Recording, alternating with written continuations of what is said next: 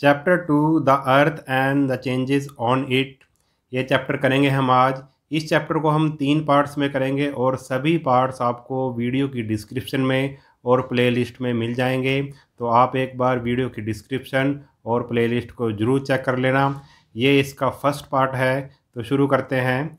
The surface of the earth never remains the same. जो अर्थ का जो सरफेस है वो कभी भी एक जैसा नहीं रहता। It constantly undergoes changes. और इसमें क्या होता है भाई, सरफेस में चेंज होते रहते हैं। These changes can be sudden और ग्रेजुअल। और ये जो चेंज होते हैं सरफेस पे अर्थ के, ये बड़ी तेज़ी से भी हो सकते हैं और धीरे धीरे भी हो सकते हैं। The sudden changes originate inside the earth due to volcanic और अर्थक्वेक एक्टिविटीज़। जो सडन चेंज होते हैं, जो अचानक मतलब तेज़ी से जो चेंज होते हैं, जो अचानक चेंज होते हैं, वो कहाँ से पैदा होते हैं? वो अर्थ के अंदर से पैदा होते हैं। जैसे कि वोल्केनो, ज्वालामुखी होता है, या फिर अर्थक्वेक आ जाए, ऐसी एक्टिविटी होती है तो एकदम से सडन चेंज हो जाता है अर्थ के सरफेस पे। These forces bring radical changes and are easily visible.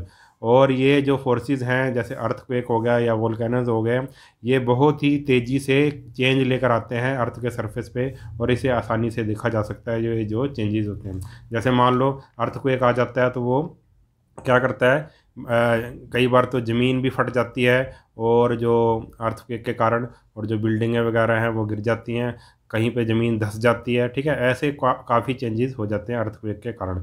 ऐसी वोल्केनो के कारण भी बहुत से चेंजेस होते हैं। On the other hand some changes are very slow and take place gradually और ए वेरी लॉन्ग पीरियड। और कुछ ऐसे चेंज भी हैं जो बहुत धीरे धीरे होते हैं, ठीक है, और उनको होने में बहुत समय लग जाता है। This could be due to the natural forces such as carrying off soil by rain water, changes in the course of river, winds carrying soil particle with them, etc.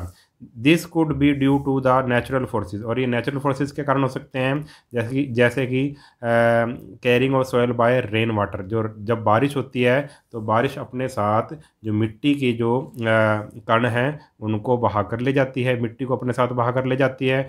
और changes in the course of river, या फिर नदी का रास्ता बदल जाना, नदी कई बार अपना रास्ता बदल लेती है। Winds carrying soil particle with them, और जो हवा है वो अपने साथ सोयल के पार्टिकल उड़ा के ले जाती है। ये कुछ ग्रेजुअल, जो ये स्लो चेंजेस हैं कुछ ये। ठीक है, आगे है human factor are play an equally important role in changing the surface of the earth. जो ह्यूमन है, आदमी लोग हैं, जो इंसान हैं, वो भी क्या भाई एक रोल प्ले करते हैं, ठीक है, अर्थ के सरफेस को चेंज करने में। The examples are cutting down the forest, construction of roads, bridges and railway line, large scale mining, building of dams, etcetera. तो आदमी क्या क्या करता है अर्थ के सरफेस पे? पेड़ों को कटिंग कर देता है, पेड़ों की कटिंग करता है, जंगलों की कटिंग कर देता है, कंस्ट्रक्शन ऑफ रोड, सड़क बनाता है, ब्रिजेस बनाता है, पुल बनाता है, रेलवे लाइन बिछाता है, ठीक है, लार्ज स्केल माइनिंग करता है, जैसे कोयले की खान ही, ठीक है, ऐसे ही नीचे से निकालता है कोयला वगैरह, ठीक है, माइनिंग के द्वारा। बिल्डिंग ऑफ डैम्स बनाता है, ठीक है। तो आदमी भी जो अर्थ के सरफेस को चेंज करता रहता है। In this chapter we will study about the processes are involve in bringing gradual changes upon the earth surface. और इस चैप्टर में हम जो अर्थ के सरफेस पे जो ग्रेजुअल चेंज होते हैं, जो धीरे धीरे होते हैं जो चेंज, उसके बारे में हम पढ़ेंगे। आगे है एक्सटर्नल प्रोसेस। एक्सटर्नल प्रोसेस क्या होता है? एक्सटर्नल का मतलब होता है बाहरी, ठीक है। Any process working on the earth surface and bringing changes on it is known as external process. कोई भी ऐसा प्रोसेस जो अर्थ के सरफेस पे हो, ठीक है, और उसकी सरफेस पे चेंज लेकर आए, उस प्रोसेस को एक्सटर्नल प्रोसेस कहते हैं। The external process may lower the level of land by wearing away rock particle. जो एक्सटर्नल प्रोसेस है वो क्या कर सकता है? Lower the level of land, जो लैंड के लेवल को वो कम कर सकता है, ठीक है। कैसे? By wearing away rock particle को वो मतलब एक्सटर्नल फोर्सेस के प्रोसेस के द्वारा जो रॉक पार्टिकल हैं वो टूट फूट के दूसरी जगह चले जाते हैं और उस जगह की जो लैंड है उसका जो लेवल है वो कम हो जाता है। It can also raise the level of the land where the soil particle are deposited. अब यही जो सॉइल पार्टिकल मान लो उड़ के किसी दूसरी जगह चले जाते हैं, तो वहाँ वो उसको उस लैंड के जो लेवल को वो ज़्यादा कर देते हैं, ऊंचा कर देते हैं। ठीक है, दोनों काम करता है भाई।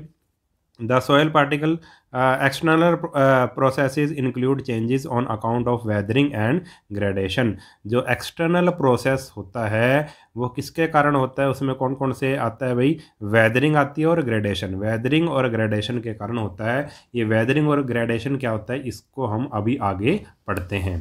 तो सबसे पहले है वेदरिंग। वेदरिंग क्या होता है? The term weathering refers to the process that breaks rocks into smaller particle. देखो जो ये हमारी जो ये मिट्टी हम जिसमें फसल वगैरह लगाते हैं, ये जो या फिर आप जो मिट्टी देखते हो वो कहाँ से आई है? वो क्या आई है भाई? रॉक्स के टूटने फूटने से आई है। The term weathering refer to the process. Weathering क्या प्रोसेस है? इस प्रोसेस में क्या होता है? Breaks rocks into smaller particle. जो रॉक्स होती है उसको छोटे छोटे पार्टिकल में वो ब्रेक हो जाती है। It includes erosion and deposition. इसमें क्या होता है? इरोजन भी होता है और डिपोजिशन भी होता है। इसके बारे में भी हम आगे पढ़ेंगे, इरोजन क्या होता है, डिपोजिशन क्या होता है। They disintegrate as they are expose to all type of weather changes. जो रॉक्स होती हैं वो टूटती फूटती रहती हैं, डिसइंटीग्रेट होती रहती हैं, और क्योंकि वो एक्सपोज होती, क्योंकि वो वेदर चेंजेस होते रहते हैं। वेदर चेंजेस के कारण कभी बरसात आती है, कभी धूप होती है, ठीक है, कभी कैसा मौसम होता है, उसके कारण जो रॉक्स हैं वो टूटती फूटती रहती हैं। The effect of weathering can also be seen on stone monuments and building where pieces of stone get flaked off and iron railing get rusted। और जो आप इफेक्ट ऑफ वेदरिंग, आप वेदरिंग का इफेक्ट कहाँ देख सकते हो? जैसे कि कोई बिल्डिंग बनी होती है, मोनूमेंट होता है, पत्थर से बना हुआ मोनूमेंट हो या फिर कोई बिल्डिंग हो, तो आप देखते हो कुछ सालों के बाद वो बिल्डिंग में क्रैक्स वगैरह आ जाती हैं, वो टूटने फूटनी शुरू हो जाती है। किसके कारण होती है? वो वेदरिंग के कारण ही होती है। जो भी वेदर में जो भी कंडीशन होती है, कभी बरसात आ गई, कभी धूप होगी, कभी आंधी आ गई, उसके कारण बिल्डिंग्स में टूट फूट होती रहती हैं। वो आप वेदरिंग के प्रोसेस को वहाँ पर आप देख सकते हैं। या फिर आयरन, लोहे पे जो लोहे की जो रेलिंग होती है उसमें क्या लग जाता है भाई? जंग लग जाता है। ये भी वेदरिंग का ही एक एग्जाम्पल है, ये भी वेदरिंग के कारण ही होता है। अब डू यू नो में क्या है? ग्रेडेशन क्या होता है? अब इसको समझेंगे हम कि ग्रेडेशन क्या होता है। Gradation means levelling of land. Gradation का मतलब है लैंड की लेवलिंग करना, या तो लैंड की मतलब जो लेवल है उसको ऊंचा कर देना, या फिर लैंड के लेवल को कम कर देना। ठीक है, it occurs in two ways. ये दो तरह से होता है, अग्रेडेशन और डीग्रेडेशन। एग्रेडेशन में क्या होता है?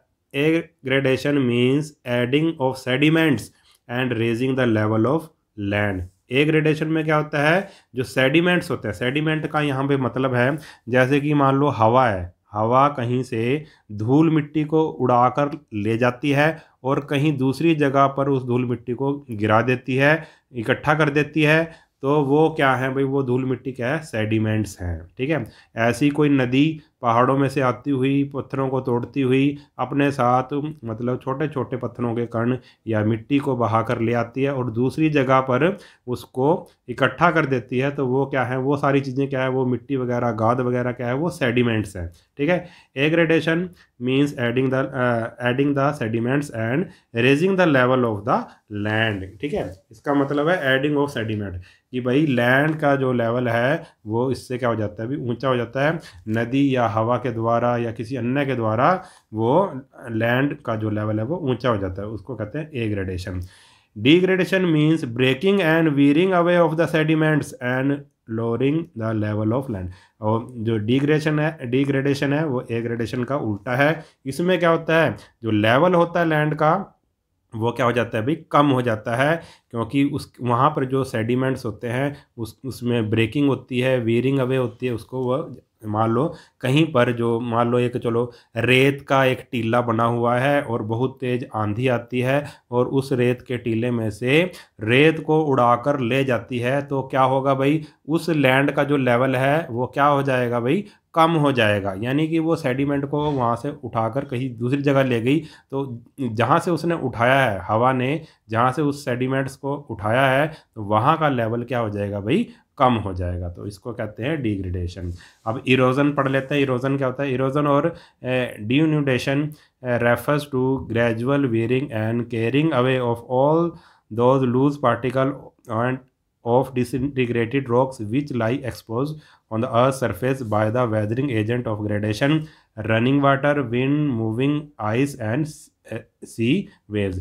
तो इरोजन का मतलब क्या होता है? इरोजन का मतलब होता है कि ग्रेजुअल वेयरिंग ऑफ, धीरे धीरे जो वेयर एंड टीयर, टूटती फूटती रहती हैं। क्या भाई? लूज पार्टिकल टूटते फूटते रहते हैं रॉक्स के, ठीक है। उनको, उन लूज पार्टिकल को उस जगह से, उस रॉक में से उड़ाकर या बहाकर दूसरी जगह पर ले जाना, इसी को ही हम इरोजन बोलते हैं। और इरोजन कैसे है? Weathering of agent by the weathering of by the weathering agent of gradation. Agent of gradation के द्वारा होता है ये, जैसे कि पानी के द्वारा हो सकता है ये, रनिंग वाटर के द्वारा, विंड के द्वारा, हवा के द्वारा, मूविंग आइस के द्वारा भी हो सकता है, जैसे ग्लेशियर्स में आइस होती हैं, या सी वेव्स के द्वारा भी हो सकता है, ठीक है, इरोजन, ठीक है। जैसे सी वेव्स होती हैं जो किनारों पे, जो समुद्र के किनारों पे जो पहाड़ वगैरह होते हैं, वो जो सी वेव्स के द्वारा, समुद्र की लहरों के द्वारा वो कटते रहते हैं, धीरे धीरे धीरे धीरे कटते रहते हैं। ऐसी हवा, पानी अपने साथ मिट्टी को बहाकर ले जाता है, इसको भी इरोजन बोलते हैं।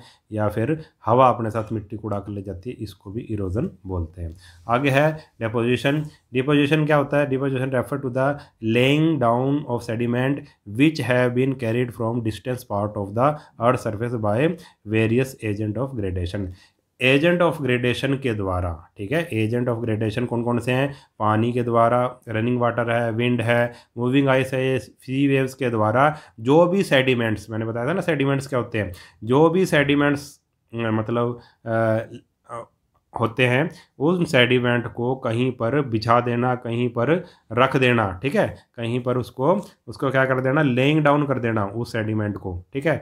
इसी को ही हम क्या कहते हैं? डिपोजिशन कहते हैं, कि वहाँ पे उसने डिपॉजिट कर दिया, जमा कर दिया, जमा कर देना, ठीक है। जैसे एक नदी कहीं से मिट्टी को बहा कर लाई है और उसने दूसरी जगह पर उसको मिट्टी को जमा कर दिया, तो इसी को हम क्या बोलेंगे?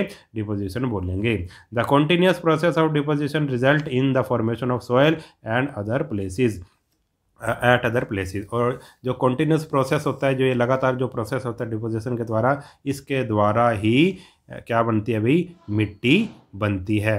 The rate at which erosion take place depend upon the temperature of a place, vegetation cover, rainfall, slope of the land, type of soil and changes in land use.